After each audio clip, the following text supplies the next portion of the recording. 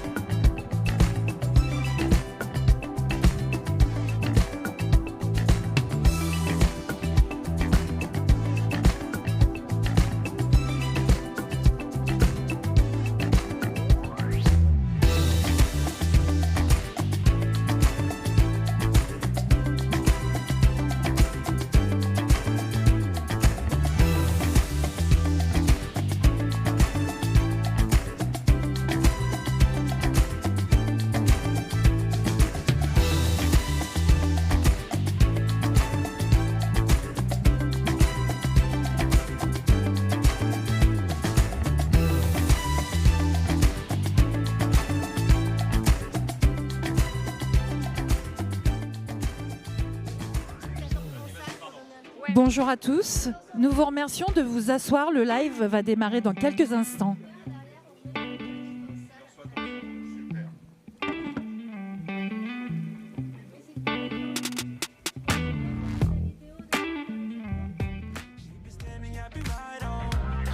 Felt so insecure. I think I don't see, keep on walking. I gotta play a sweet game.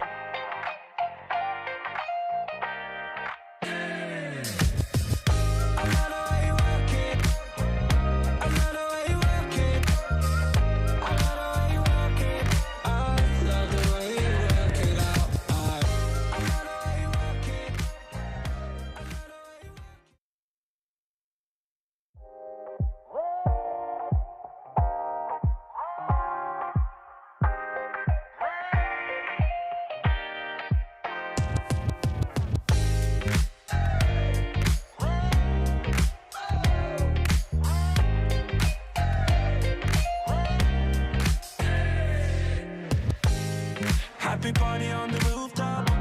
All my friends get their groove on. All eyes on me when I'm walking. The fairy tale I'm glowing. Getting ready to be the one. Every girl dreams to hang on. Pampering me for the night out. Killing it, shining bright. I love the way you work it. I love the way you work it. I love the way you work it. I love the way you work it out. I love the way you work it. I love the way you work it. I love the way you work it. I love the way you work it out. I can see her in the moonlight, sipping her drink, slow motion, making sweet moves on the dance floor.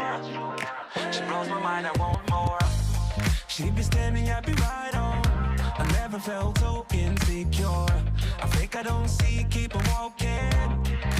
I gotta play a sweet game. I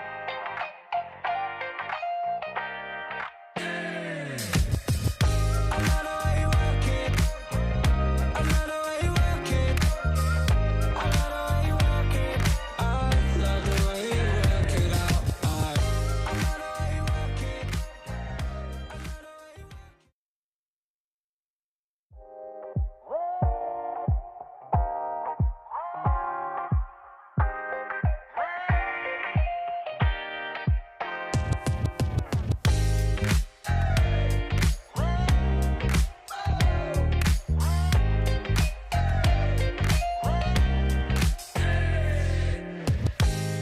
Happy party on the rooftop. All my friends get their groove on. All eyes on me when I'm walking. The fairy tale I'm glowing. Getting ready to be the one. Every girl dreams to hang on. Pampering me for the night out.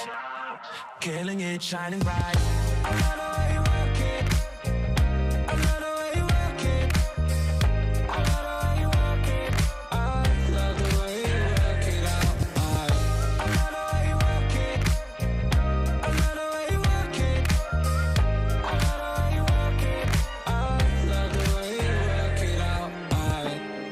I can see her in the moonlight, sipping her drink, slow moves on the dance floor.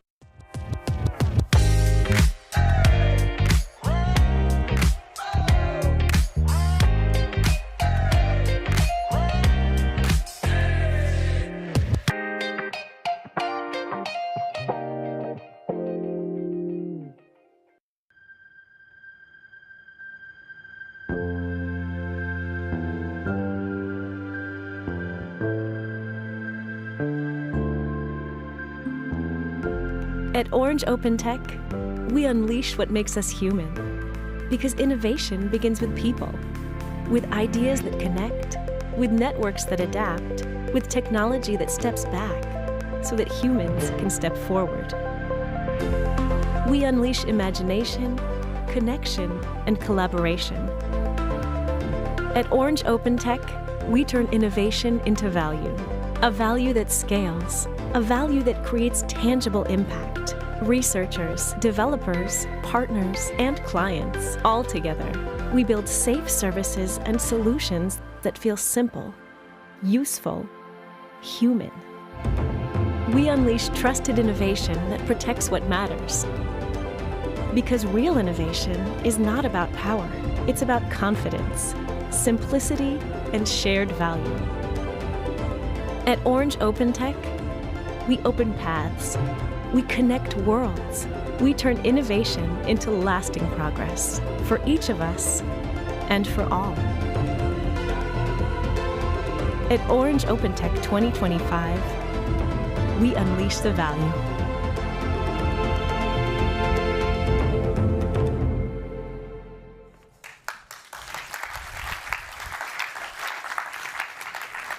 Hello everyone, my name is Yasmine Douadi. I'm the CEO and founder of RiskIntel Group, and I'm very happy to see you all today. The Orange OpenTech 2025 is now open, and during the following 3 days, you will be able to see some wonderful keynotes, conferences, and I heard some demonstrations. This is the 3rd edition of the Orange OpenTech, and it has the same objective as the other days, gathering everyone with the aim to talk about technology, innovation, and the impact on humans. I'm very happy also to be here with you today because I will be able to moderate one of the roundtables. But before we start, I wanted to ask you one question. And this question is, can innovation truly drive progress? This is the red thread question that will be asked during the following 3 days. And it's a very heavy and complicated question because it is at the same time ambitious, divisive, and unifying. And it's absolutely normal, right? Because what is more elusive than the mere concept of progress? Because what is progress? Is it the opportunities that are promised by AI? An area where so many companies still struggle to find business applications with real ROI. Is it maybe the vast imagination of cyber hackers that recently hijacked Claude, the AI of Anthropic, and carried out the first autonomous cyber espionage campaign? Or maybe is it only just within us, the all-too-human mind, who's only waiting for the right technology to be unleashed? All of those questions and many more will be answered during the following 3 days. And who better than all the speakers, all the researchers, and you here to redefine the link between progress and innovation? I will leave you with an introduction video, but just after that, you will have the pleasure to hear Bruno Zerbib, the Chief Technology Officer and Innovation at Orange.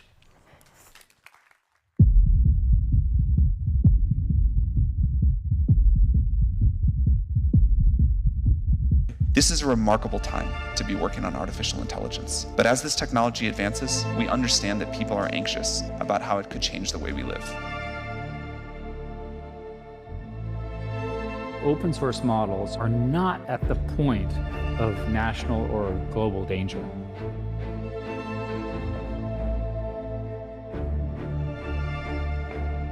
We've designed them to be friendly and fun. The most surprising is people just get used to them so fast. Des innovations toujours plus futuristes pour augmenter la réalité, assister les humains ou encore travailler à leur côté.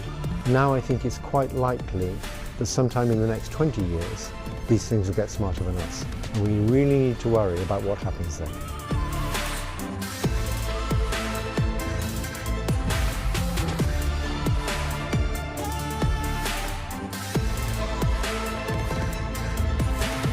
Billions and billions of dollars are required to build this new vision. But Europe is finding ways to carve out a niche. It's now neck and neck with China on investment, closing a big gap from a few years ago.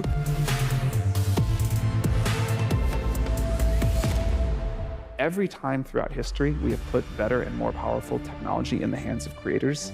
I think we collectively get better creative output and people do just more amazing stuff. This is what the world will look like in about a decade from now. We could have an inspiring teacher in thousands of classrooms around the world, speaking every language in the world at the same time.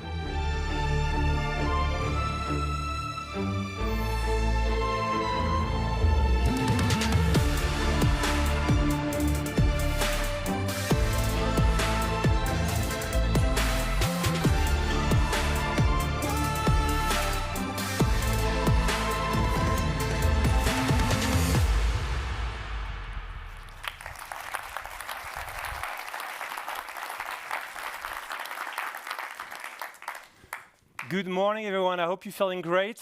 Welcome to Orange Gardens in Châtillon. This is going to be the center of the world for the next few days, and really a celebration around innovation and all the great things we have been doing within Orange and with our partners. Very, very, very happy to welcome you here, and I hope you will enjoy the keynote. And after that, please spend time in this building and on that campus. There will be tons of great things to look at. So, what we've just seen is today a reality. This is not a science fiction movie, right? All of those things that you've seen are really taking place now. I've been in this industry for more than 25 years now, and I was there really when internet starting to take off. And I have to tell you, what is happening today is something that is just crazy in terms of pace of innovation. If you look at what happened a year ago, what happened 2 years ago, we keep being surprised. There's complete acceleration in terms of innovation. And really what is striking is the amount of disruption. Disruption is the kind of innovation that is really not incremental, that feels like the playbooks of yesterday do not apply anymore. So disruptive innovation keeps coming, one after the other. There's no time to test. There's no time to think. No time to reflect, no time to fully understand and grasp. You know, you think you understand what AI is, and then the next day there's something new that comes up. Is that a race? Where do we stop? How fast do we have to go? What should we do to keep up with the competition? What's the end game? And when you're a company like Orange, 125,000 employees, more than 300 million customers, you have to think differently. You have to think about your responsibility. What is the end game? What is the outcome that you're trying to look at? And what is the cost of all of that? Innovating, building all of those AI models, driving all of that innovation. We need to think very strategically. We need to build a trajectory. Because what is the end game for us? It's not about the next product or the next feature. It is really about shaping up the future we believe in. And our vision at Orange is based on a strong core belief. Innovation only matters if it serves progress. So the question is, what is progress?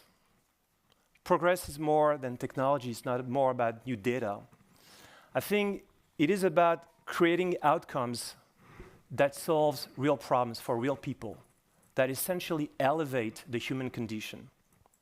It is about contributing to a society where, by delivering new services, we can protect children from things like cyberbullying, or we can support the elderly. Think about your parents or your grandparents, right? You want to know if they are doing fine. You want to make sure that they did not forget to take their medicine, or if they have a cane, that cane is potentially providing with sensors information that tells you whether or not there was some fall or not. So, for instance, you want to extend autonomy.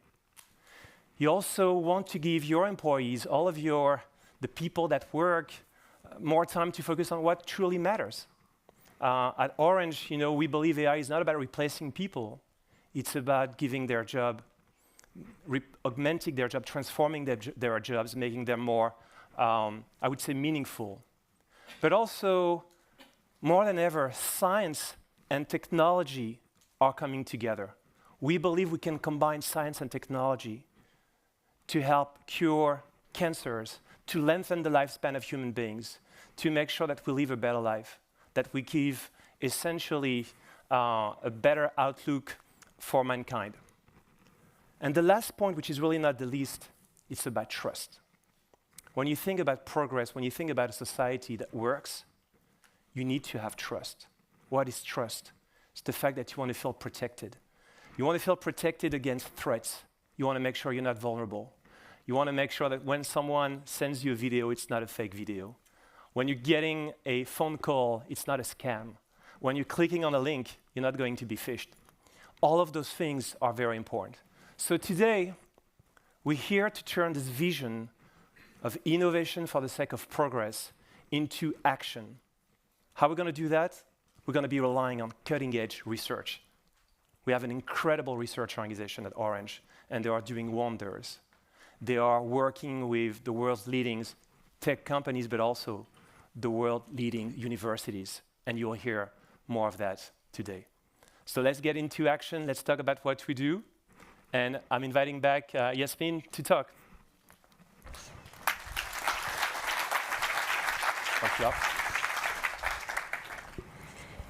Thank you, Bruno.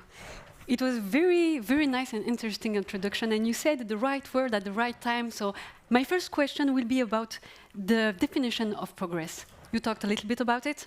When everything seems to be about managing risk, in today's world, climate, AI, geopolitical, how do you really define progress? And isn't it a little bit naive to talk about it like that? You start with the easy question. Well, you talked about geopolitics, you talk about climate, and you talk about AI. Think about it. A year ago, if you remember, let's have a time machine. A year ago, we were in the middle of this whole set of announcements with the Project Stargate in the US, like investing hundreds of billions of dollars into building massive data centers to power the next models of OpenAI and all of those other companies. And we were wondering, for instance, with Elizabeth, my colleague here, what was going to be the impact on the planet, right? We were very much concerned about that, and the fact that as we were scaling data centers, we were creating a situation that will have tremendous impact on the planet. But what we did a year ago, we say, hey, we have to be very careful in the way we use AI. We want to make sure that we use AI responsibly. So we call that responsible AI, which meant for us, we don't want to use AI when human beings can do a very good job. We don't want to use AI when AI can be essentially avoided, and when, more importantly, you can use the most effective models. Like, for instance, we have created a tool called Dino2 here in this company that has been adopted by the vast majority of our employees, and automatically we choose the most efficient model to make sure that we kind of minimize the impact. And then, if I also take a step back, you talk about geopolitics, talk about AI and cybersecurity.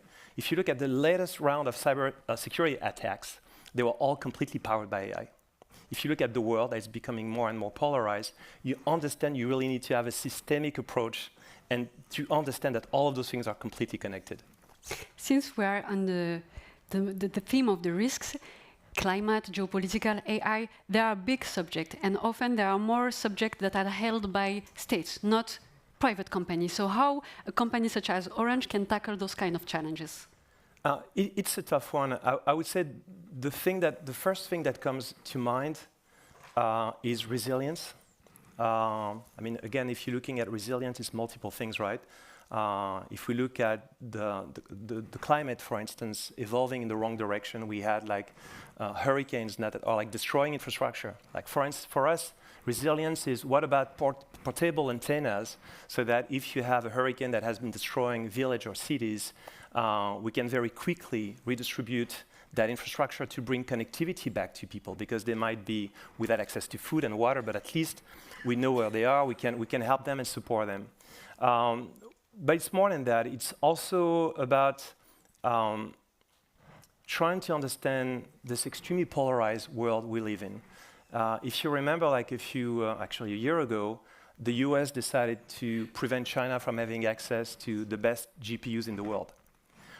So what China did, they did not give up. Instead, what they came up with, they built very effective models. You can think about DeepSeek, you can think about Qwen, which is the one from Alibaba. And I thought that was a very interesting and smart way to deal with resiliency.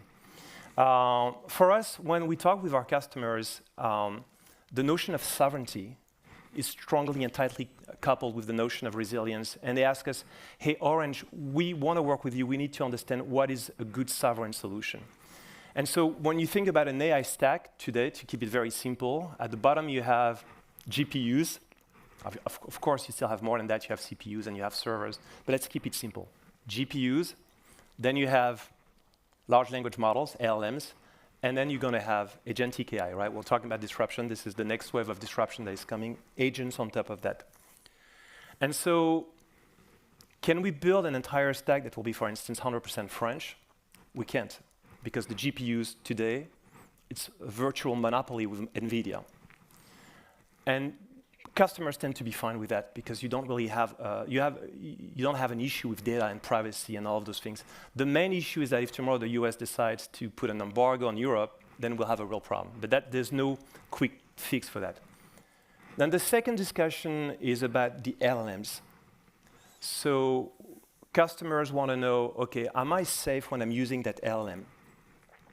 And so the question is, well, first of all, where is the data going to go? Where the data is going to go back to the site where it was designed. Let's see, the US, for instance.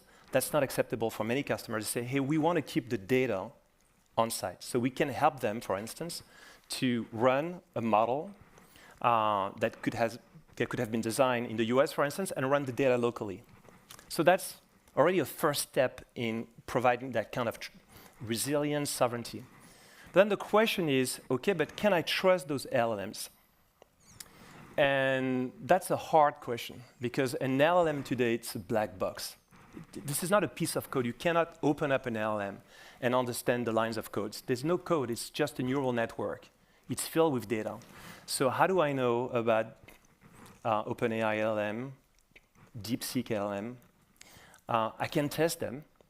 The way to test an LLM is complicated. You test an LLM with another LLM that's going to be asking tons of questions to the LLM. So you can get a sense of how it's behaving, not 100%. So in this case, what's going to be the strategic risk is, let's say I'm a company and I have to make very strategic decisions. And I'm trying to be in this kind of co-intelligence where obviously I have experts, but also I want to rely on that LLM to make a final decision. And then an LLM makes a recommendation to me. What were the biases that brought that LLM to make this kind of decision? And that's the reason why some people are going to say, hey, Orange, we want to make sure we also have an understanding of who is designing that LLM. We want to have, for instance, a European-made LLM. And in this case, we'll be more than happy to position a partner, Mistral or Lighton, for instance. So it really depends because each time people want a sovereign solution, there's the notion of what kind of use cases do you have in mind. If you're a consumer, for instance, and you are just having fun with ChatGPT, the notion of sovereignty is not as important as if you are like a defense organization. So what we do is we spend a lot of time educating our customers. We have built reference architectures, and based on the criticality of the workloads and the need, also based on the different price point, because it's expensive to have a sovereign solution, we help them find the best solution. It's very interesting what you're saying, because from what I'm understanding is that we need to redefine the sovereignty as we see it. To be able to move forward in the current world, we need to redefine sovereignty. Yes, absolutely. I think we live in a world where people want black and white outcomes, and this is the exact opposite. We need to be very nuanced. Sovereignty is not, this is a sovereign solution, this is not a sovereign solution.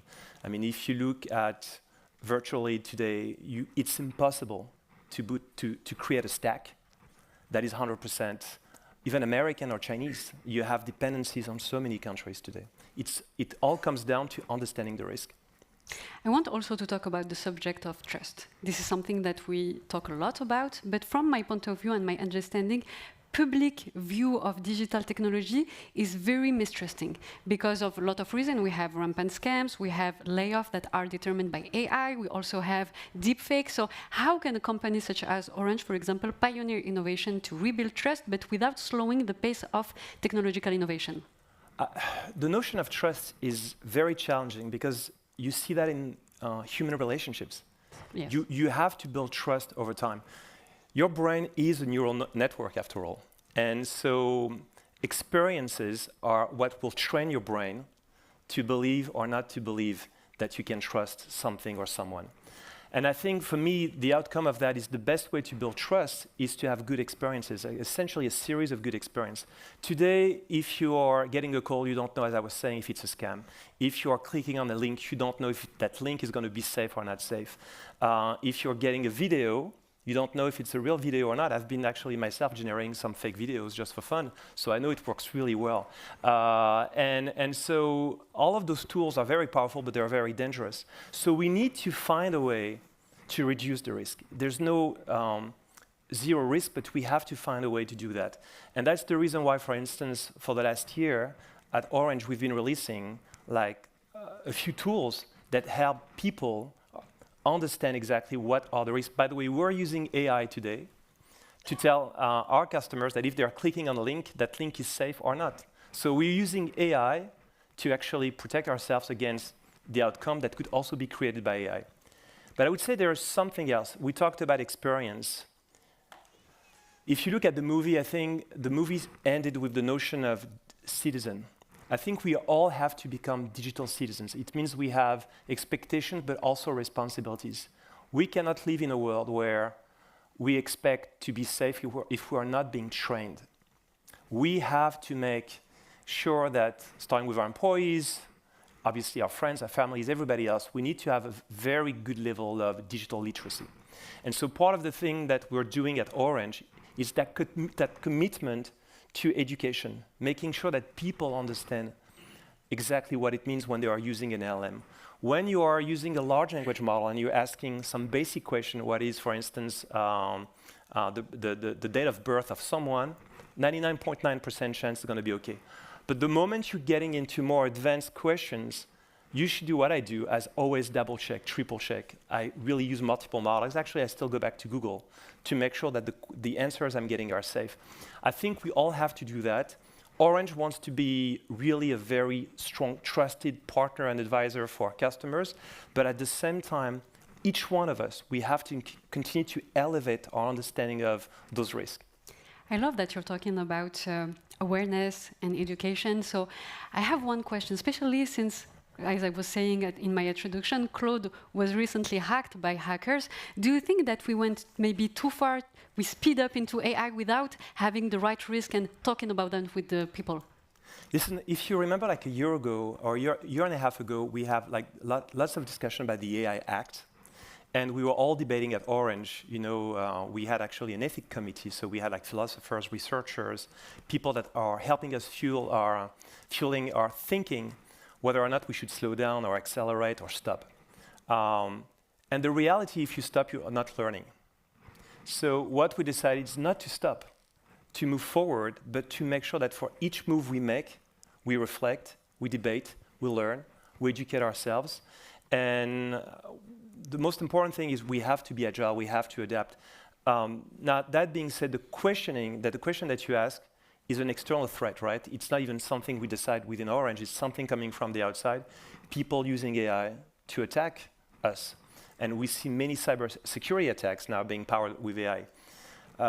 We have no choice. We have to make sure we understand the technology very, very well. Again, that's the reason why we need to work a few steps ahead of the game, going back to the value of research, and to have even researchers, and that's what we have within Orange, working on how cybersecurity is evolving, becoming more and more AI-centric, to make sure we can protect ourselves.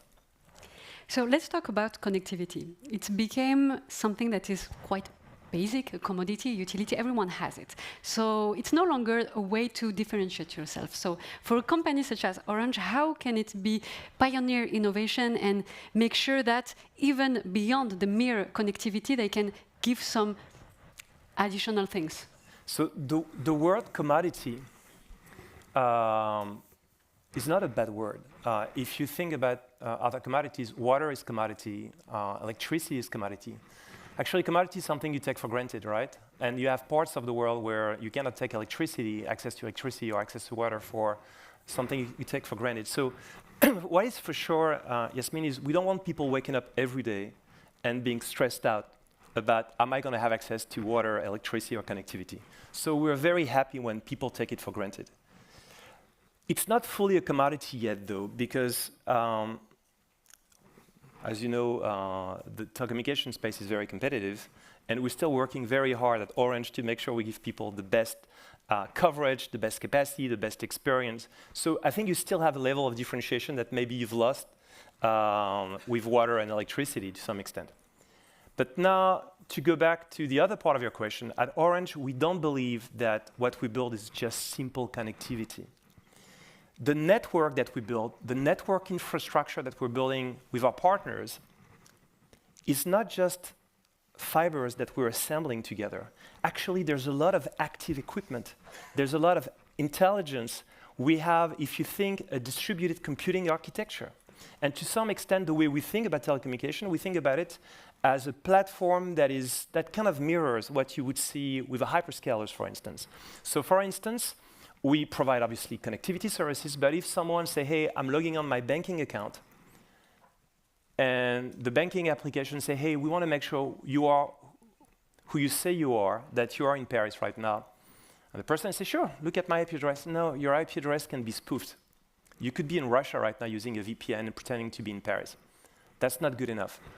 Okay, so we're going to use triangulation with antennas, and we're going to tell the bank exactly where is your phone.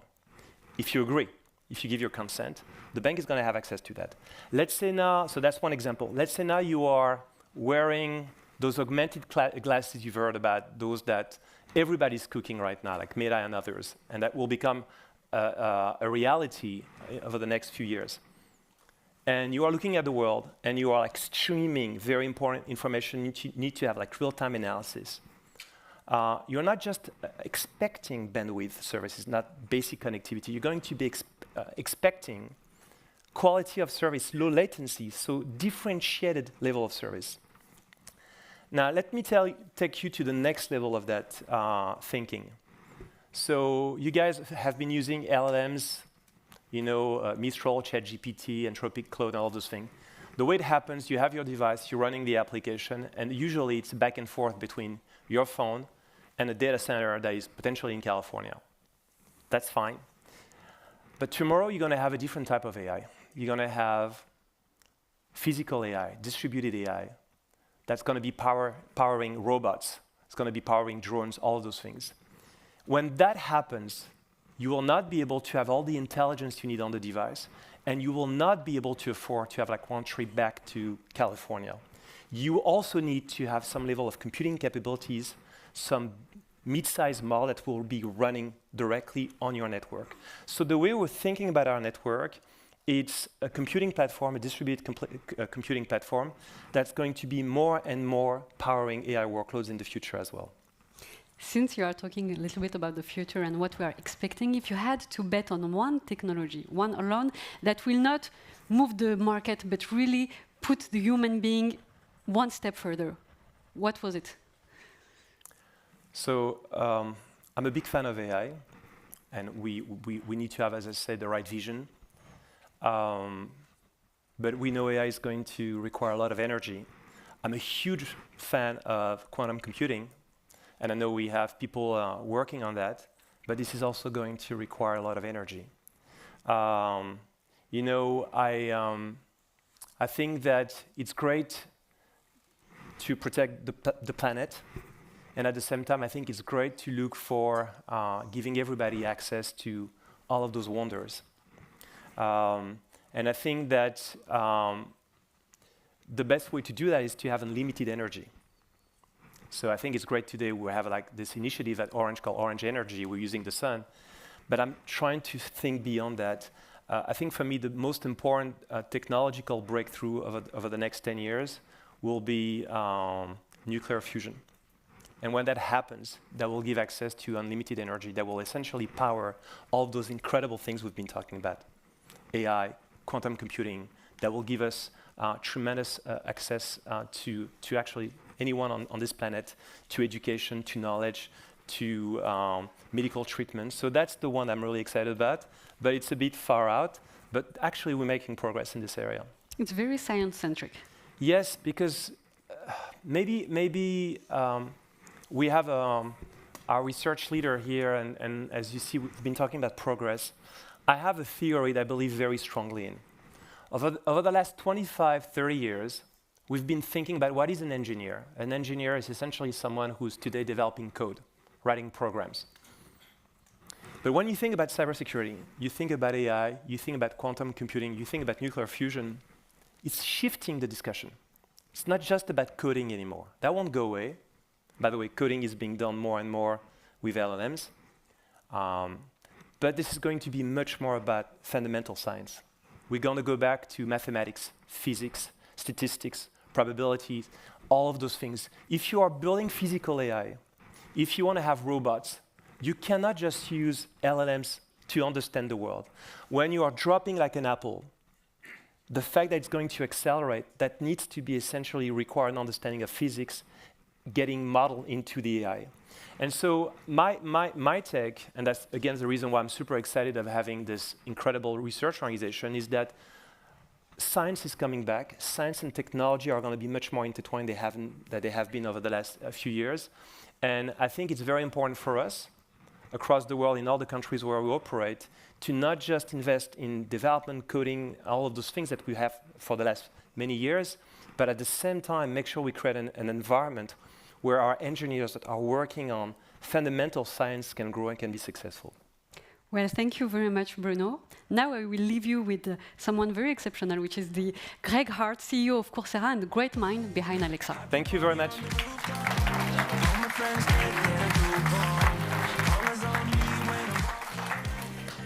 All right. Greg, this is hello. Pleasure and honor to have you today on stage with us. This is the third edition of OpenTech, which is our special event. You know, as I say, we have a large community of employees, partners that are attending this event. Most of them online right now. We are streaming that event.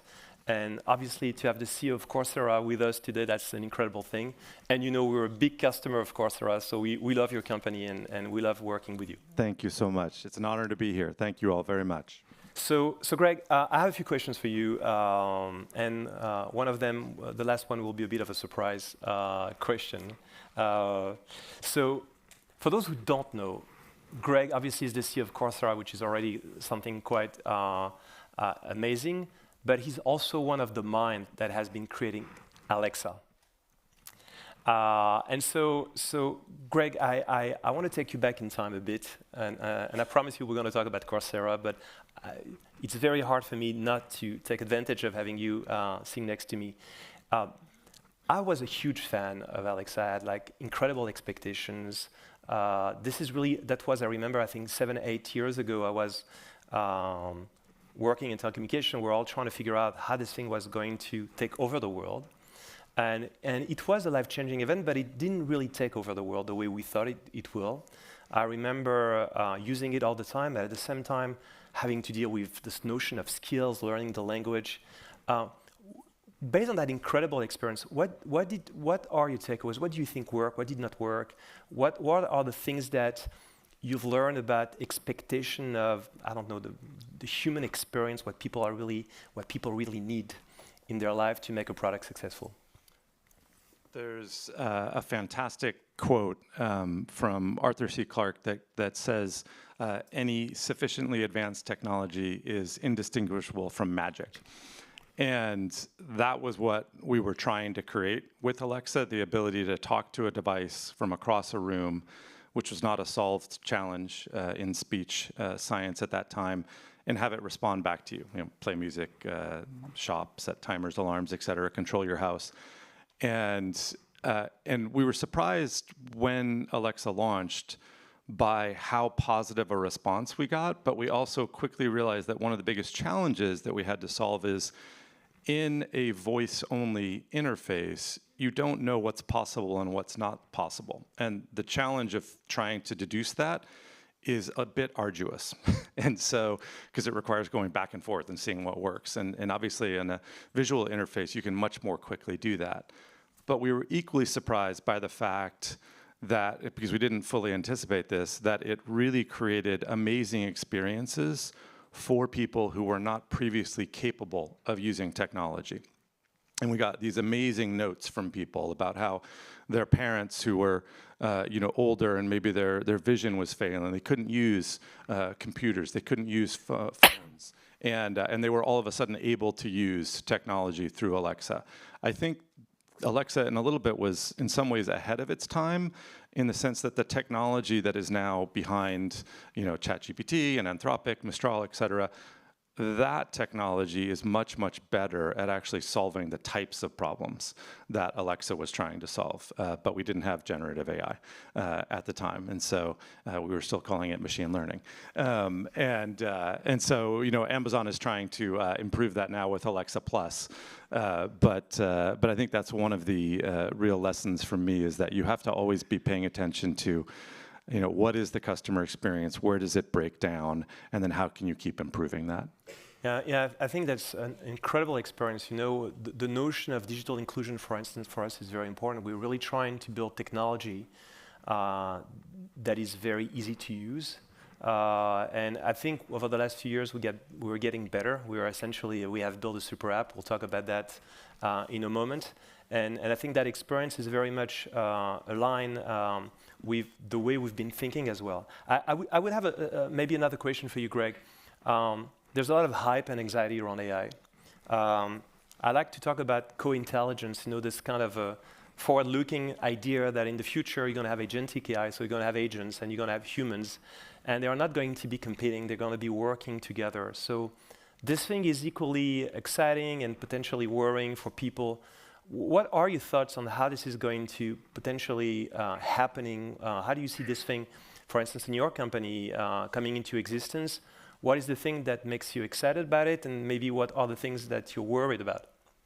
Well, to the point that Yasmin made earlier about innovation driving progress, I think for any innovation to actually achieve the maximum level of progress that it's capable of, people really need to understand how to use that technology, that tool. And so that's where Coursera comes in. Our most popular topic on Coursera right now is Gen AI, and people wanting to learn about Gen AI. We have 14 enrollments per minute in Gen AI courses on Coursera this year. It's up from 8 last year, so it's really just continuing to go up and to the right. And I think it's really important for people, if they're worried about something, the best way to get over that fear is to learn about it, to understand how to harness it. And I fully agree with you that AI is something that will help us co-create and co-work, and it will help do things. And that's sort of the history of technology. Technology, helps people do things, helps people accomplish things. If you go back to the Industrial Revolution, technology did things that used to be done by, people with oxes, and then it was all of a sudden done by, cotton gins, et cetera. And so AI is no different. It's a technology that can help us accomplish more. To do that effectively and safely and ethically, we need to know how to use it, and that's a big part of our mission at Coursera. So as I said in my introduction, we love Coursera here. We believe in what you guys are doing, which is really spreading knowledge at scale. And we have experts. We have like an expert community that's very important to us at Orange. But we believe when we think about AI, we have to go way beyond experts. We have to make sure that everyone is empowered and excited about the use of AI, not threatened or overwhelmed. What do you think, as leaders of companies, what do you think we have to do to make sure that we help transitioning all of our employees into this new mindset, this new situation where AI becomes a friend or AI becomes a good thing, not a threat? One of the things that we encourage, not just because we're a learning company, but because I believe it's essential for today, is we encourage everybody within the company to continuously learn and to continuously be curious and try and understand how they can leverage any technology or any topic to improve their lives, their work, and the company. And so with Gen AI, one of the things we're doing internally, so we obviously have lots of content on Gen AI. We also use it to improve the product experience with Coursera Coach, our Gen AI tutor. But one of the things we do within the company is every month we get the entire company together and we have people just share examples of how they're using AI. And the examples are fascinating, and it's perhaps the most well-attended meeting that we have in the company, and it's certainly the most enthusiastic one in terms of the way that people respond. And so my message to our teams is, embrace this. If you don't know how your job is going to change with AI, the best way to get more comfortable with that is to embrace it and lean into that. So, Greg, I promise you that we'll have a funny question at the end. So I'm a geek. I always trying to figure out what's going to come next. And so I was trying to think about, I'm using Coursera, and again, this is really core to the way we learn AI and many other topics, by the way. But I was thinking about like 2, 3, 4, 5 years out in this world where I can generate videos with Sora or Veo or the other models. What if I could not find the right content, because you do that very well. We find the content that we are looking for. But what if I think that each one of us, even if, for instance, we want to learn about AI, we have a different personality. Our brain is wired differently, different ways of learning. What if, and obviously we have to protect the planet as well, but what if you could generate dynamically the right kind of video with the right kind of coach and teachers and professor that is the best for me? That's not necessarily the best for someone that needs to learn the same content, but that has a different way of thinking. Is it science fiction, or is it something that could happen? That's actually exactly my vision for how Coursera continues to evolve, because I think now with Gen AI, we have the capability to take any topic and completely personalize it for an individual learner based on their past experience, based on their learning preferences, of course, based on their language, and based on the modality that they learn best in. Whether they prefer to read, whether they prefer to listen, whether they prefer to watch, or the modality that's appropriate for where they are. If they're out walking, but they want to keep learning, they can listen to something, of course. And so I view learning now as something that's really on the cusp of what I think will be truly transformational. And we're starting to experiment that with Coursera Coach, to deliver a learning experience that is far more interactive, far more responsive to where the learner is, and therefore far more effective and engaging, and delivers better impact and outcomes for learners as well. I'm really eager and looking forward to seeing that happen. I'm sure that's going to be very exciting.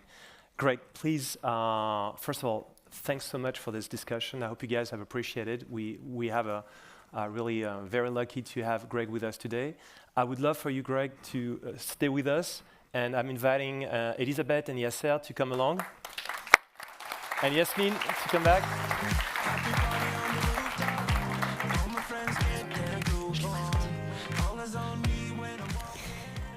Well, we have an extended roundtable. So, Elisabeth Chougi, you are Executive Vice President at Orange Group Corporate Social Responsibility, and Yasser Shaker, you are the CEO of Orange Middle East and Africa. Thank you very much for joining us. Today we're going to talk about reconciliating growth and responsibility. And I want to start with you, Elisabeth, since it's your expertise. Some will say that CSR sounds like PR, but I know that you believe that it's a real innovation driver at Orange. Can you explain to us how? Of course, very glad to be here. Hi, everyone. Thank you, Yasmin, for this question. For me, it's not about reconciling growth and responsibility. In 2025, growth is responsibility, and responsibility is growth. There are no other option. In this very difficult world, with the pace of all the context, geopolitics, who can still believe that you can have growth without responsibility? There's also the awareness of civil society, backlashes, recent topics on fast fashion, on some companies saying they make efforts but digging on fossil energies, etc. So greenwashing, social washing, it's not an option anymore. So yes, growth is responsibility, and we strongly believe that at Orange. There is no economic performance without sustainable performance. So it's not about PR. Just two examples. Let's take, and it's very interesting, your conversation at the beginning, because say having impact, real people, real solutions, and innovation is a driver. One example for me, very holistic, that really embeds what is responsibility and growth at Orange. You mentioned Orange Energy. It's our business unit, basically in more than 10 countries in MEA, Yasser. Very simple, and also interesting about the concept of frugal innovation. Basically, we connect rural areas in Africa, bringing, of course, connectivity with solar panels. Then these solar panels, so of course it's good for environment, but we also it also allows. So imagine a village without connectivity, electricity. Suddenly, connectivity, electricity, in a pay-as-you-go model, because electricity can be very expensive for rural families. So pay-as-you-go, thanks to Orange Money, a mobile money solution. And all this is monitored. And thanks to that, for instance, in some countries, managed to have subsidies from World Bank, because on a financing-based result, because we were able to measure the impact, because that brings income generating activities for families. We partnered with all the ecosystems. So this is this holistic version of how we can bring frugal innovation, because it's not it's simple solutions, but with real impact on people. And the second one, trust. You mentioned trust. It's at the heart of our strategy. As a tech company, we have a responsibility on how we protect children against the digital world. Is fantastic, but you mentioned there are also some risks. So, of course, it's about raising awareness, and that's why we launched this program for good connections.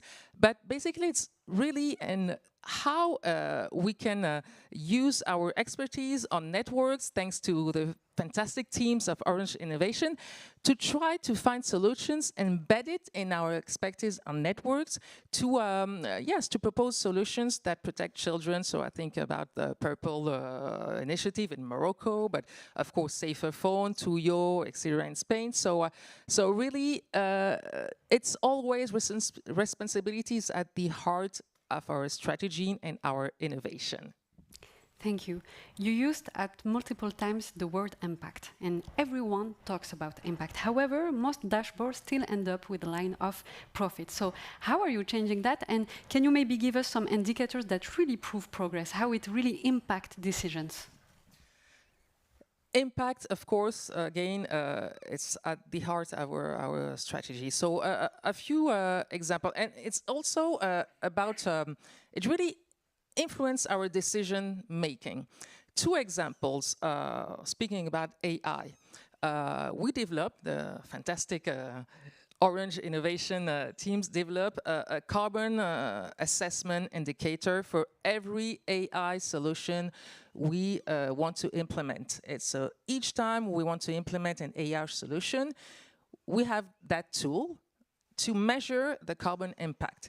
And after, there are trade-offs, of course, we're doing business. But sometimes it happened that we dropped a solution because it was very high consuming and regarding energy, and at the same time we really asked ourselves a question: do we really need that solution?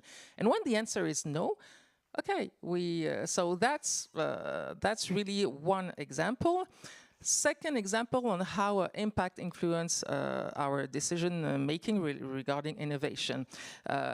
We have that business using Orange Marine, so we have that fleet of vessels installing submarine cables, repairing them, and we have an investment committee, and we had there was a choice. We had to replace or build a new vessel.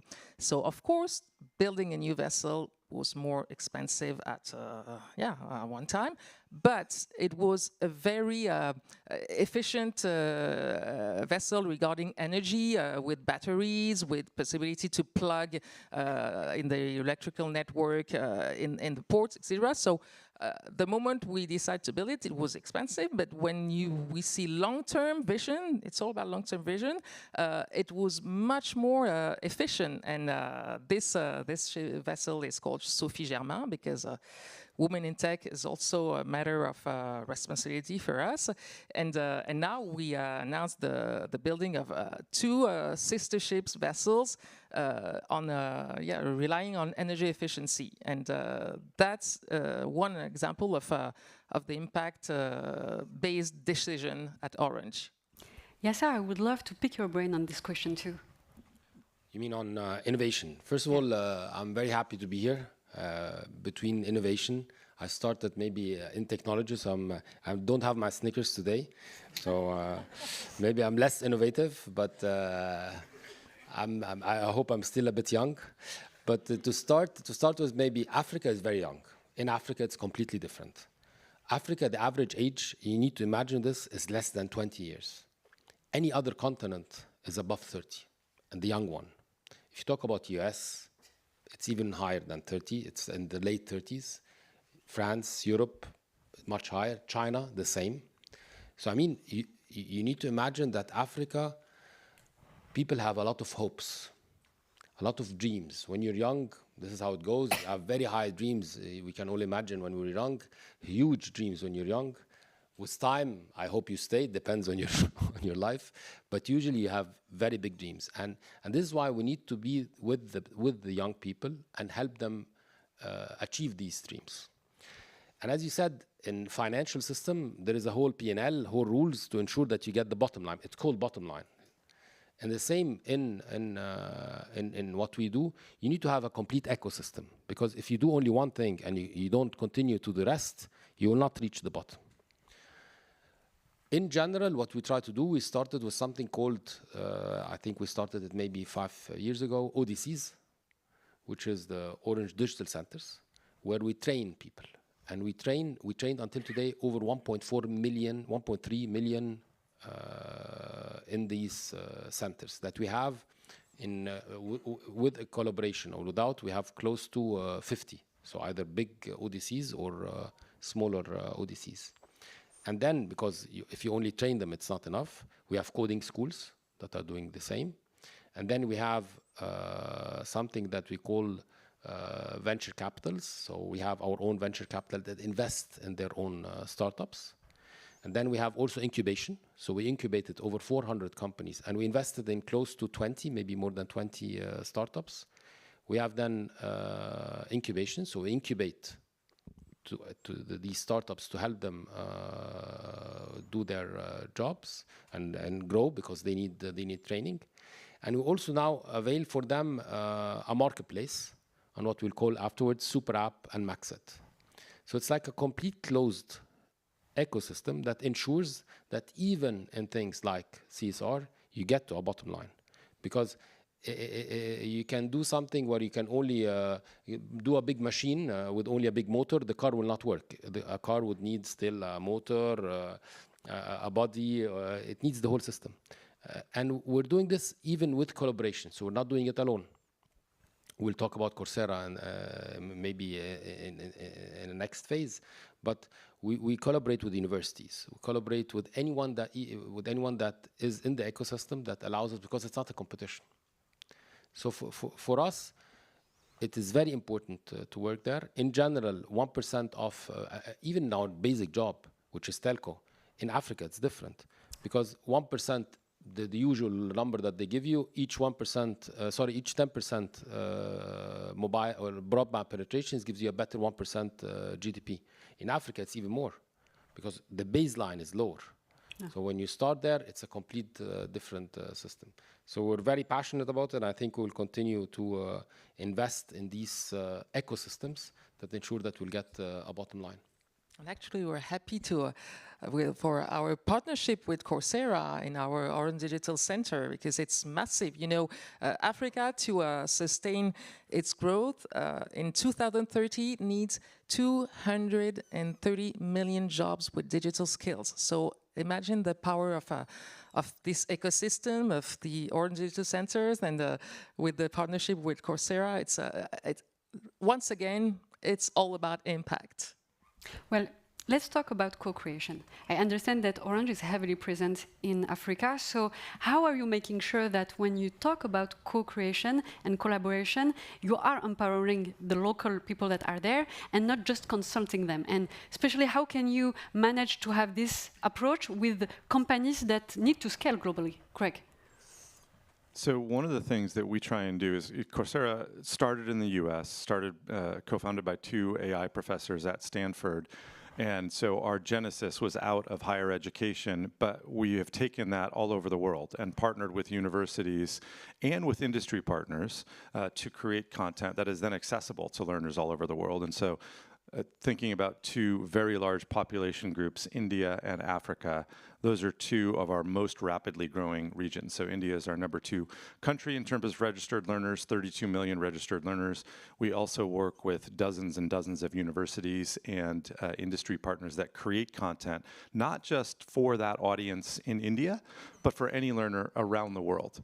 And one of the other things that we see in terms of making sure there's equitable access is Coach, the AI tutor that we have that sort of rides alongside the learner in every single course, is we see that we have higher usage of Coach by people who are coming online for the first time, those without a degree, and women. And I think that one of the factors that drives that is that in a physical classroom, there might be a stigma about asking a question if you're unsure about something. That doesn't exist in an online learning experience. And so people are very comfortable in interacting with Coach, and it delivers a better learning experience for them. And what we see is that in developing economies, people who engage with Coach have better career outcomes than those who engage with Coach. It's good in both. I think it's 94% in developing economies and 84% in in developed economies.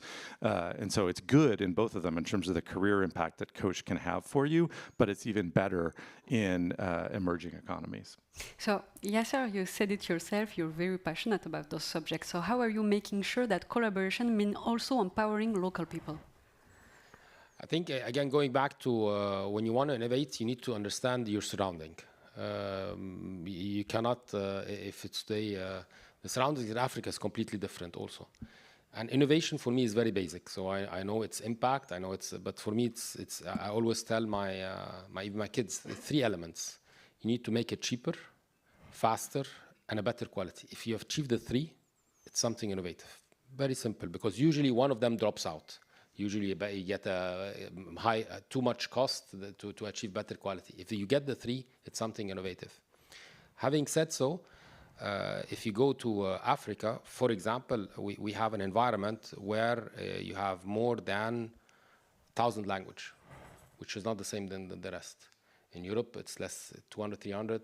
It's usually 4 times more than any other continent again.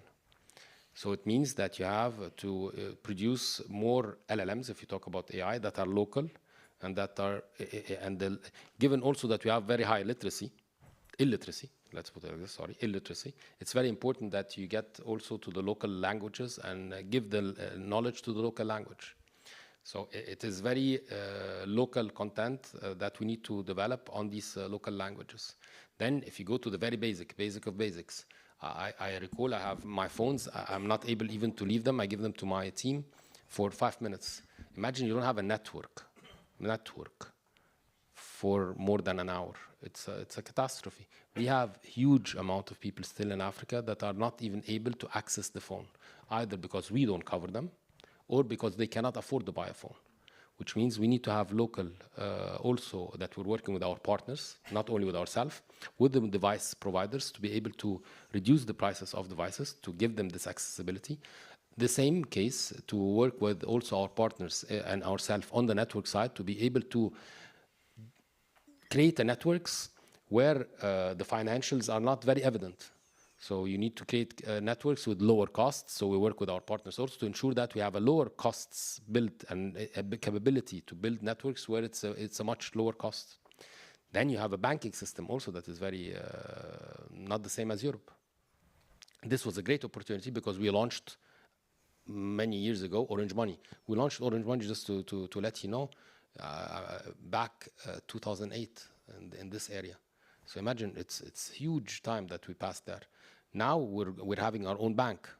Why? Because we want to lend people. We want to give them loans where they will be able to use them. Having said so, the government, and having said that we need to have cheaper, faster, and so on, the government there is very happy to see us also collaborating with them to avail the government services over our apps. Because you cannot go and print it just, I don't know, in the mairie beside you. for you to go to do any service there. First of all, they are not everywhere you have a great infrastructure to transport or to commute. So it means that you'll need to go a very long time to go. So for me, it means that we can integrate all the government service. Either you get a new ID, you get you pay your bills, you pay whatever through our apps, which enable the government to have a better service for their so-called citizens or clients. So we always give these problems to our local content, and we work on solving the local problems that we have. So it's 100%, as I always say, it's African problems solved by African for Africans. Well, thank you very much, Yasser, because it's very precious. You reminded us that my statement earlier wasn't true. Connectivity is not a basic utility for everyone in all corners of the world. So let's talk about inclusion. We all saw the backlash that Gemini has a few months ago, and we understood how bias can influence AI. So I wanted to ask you, when AI and model AI are all trained with Western language and Western database, how we can make sure that no one is left aside? Greg. Fantastic question. So we leverage technology from all of the different LLM providers out there, and we're constantly trying to pick what we think is going to deliver the best experience for the learner in that moment. One of the things that we are very focused on is making sure that bias doesn't get introduced. And so the way that Coach, for example, works within our experience is Coach, while it certainly has the benefit of coming out of LLMs and all of the large part of the language models and the benefit that that gives, it's really very centrally grounded in the course material for that specific course. And so it has memory of that course, it has contextual understanding of that learner based on whatever that learner has shared with Coach in the past. And so it's able to provide an experience that's both grounded in the pedagogical goals for that course from that instructor and grounded in that particular learner's history as well. And so those are a few of the things that we do to try and combat bias. So maybe I would add to that, because we've been working on LLMs for the last 2 years, and most of the LLMs we've been working on were like commercial LLMs, and so our chief AI officer, Steve Jarrett, really pushed very, very hard so that we will collaborate on what we call open-weight LLMs. So open-weight LLMs are not open source LLMs. It does not mean they are being co-created between multiple companies. It only means that you can get an LLM, for instance, from Meta, which using AI for their own services, or you can get a model from, like for instance, DeepSeek is an open-weight one. We heard that OpenAI is now working on an open-weight version. As I said early on, an LLM is a closed box. You don't really know how it's behaving. But when it's an open-weight model, although you did not build it, and you don't have access, you're not going to retrain it entirely, you can test it, but more interestingly, you can fine-tune it. And so one of the things that we've done is work with open-weight models. So we continue to believe that this is really important. That's the closest thing to open source. Could be American models, could be French models, could be Chinese models. And then fine-tune them to make sure, first of all, that we make them more appropriate for our own needs as a telecommunication company, because we did not train, OpenAI was not trained on networking data. It was trained on what was on the internet, so we have to fine-tune it.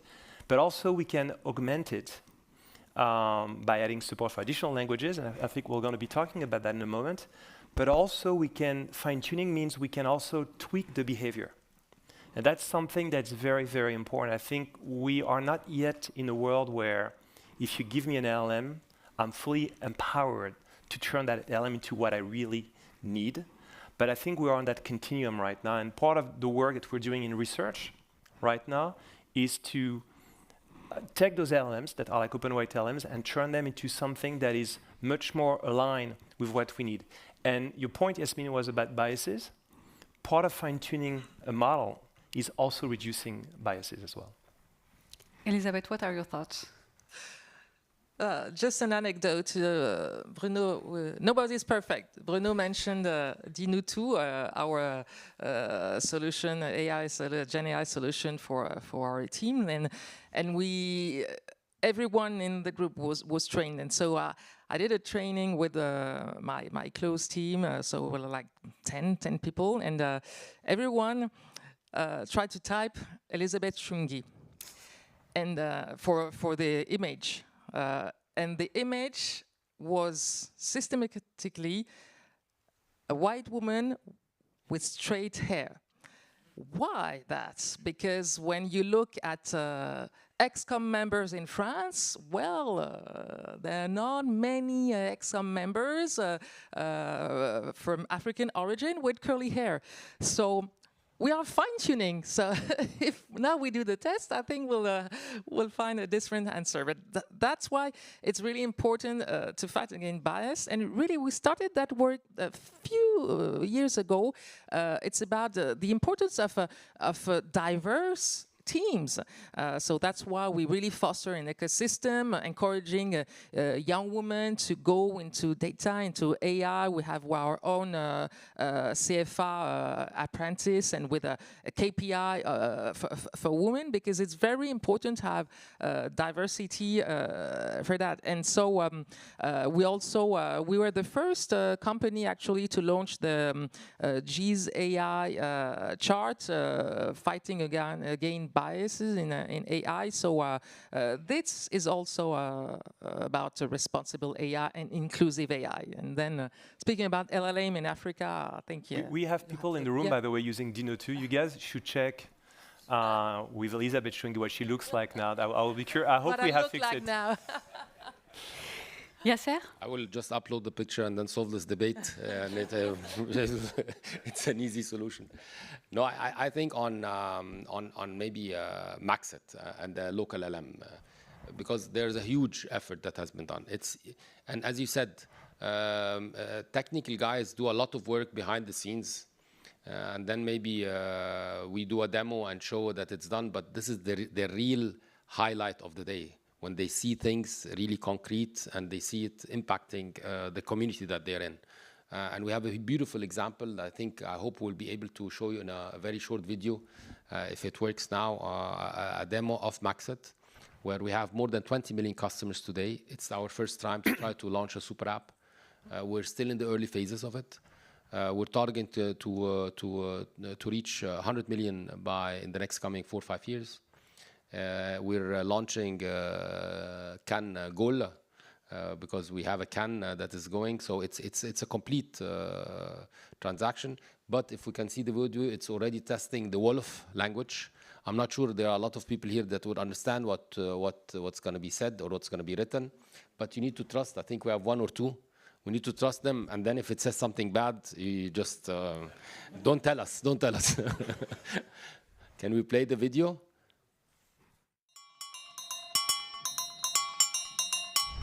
Mën nga ma wax ñaata moo nekk sama compte.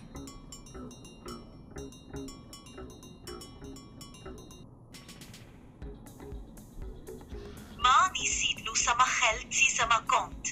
Sama compte am na 1255 francs. Mën nga ma yónneel xaalis kenn.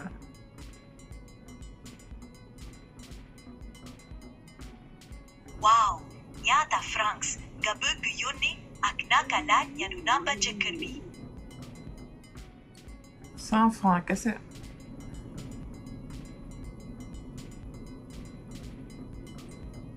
maa ngi laaj namba jëkkër bi ci diisiir. mën nga ma jox ko. 07 07 43 43 11. Jërëjëf. Waaw, mën nga ma jox namba jëkkër bu yàgg bi ci diis bi. Dama ngi nangu. Na bëgg yónnee 100 francs ci namba 08 07 74 81. Ndax dëgg la? Waaw.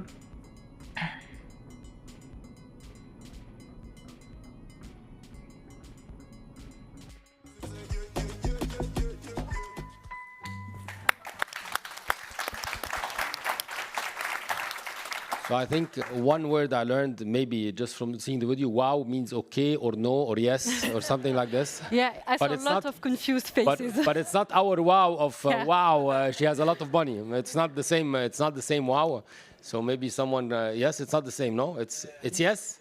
Or it's yes. You see. So okay. So now everybody knows in Wolof what yes is. It's wow. But really, it's a lot of effort to have this taking place.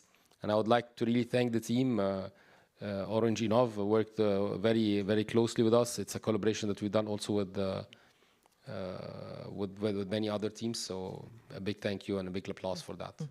And developing also LLM in other African languages, in Swahili, Lingala, Hausa. They are coming also. So thanks a lot. Thank you. Well, thank you everyone for your answers and your insightful thoughts. Bruno, it's time for conclusion. Yes, so first of all, thanks to the speakers with me. Thank you so much. It was a pleasure being with you. 2 years ago, we announced Maxit. A year ago, we announced that we will be supporting other West African languages. You saw it. For us, we are not just talking about progress, we're turning all of that into action. You have, after this keynote, an incredible set of innovation demos that you can attend to. This is going to be a great week. We're going to have like many other sessions as well. I'm very proud of the team, very proud of the progress we're making. And thank you for attending this keynote today. And I hope you're going to enjoy the rest of the week. Thank you very much. Thank you, Ray. Thank you very much.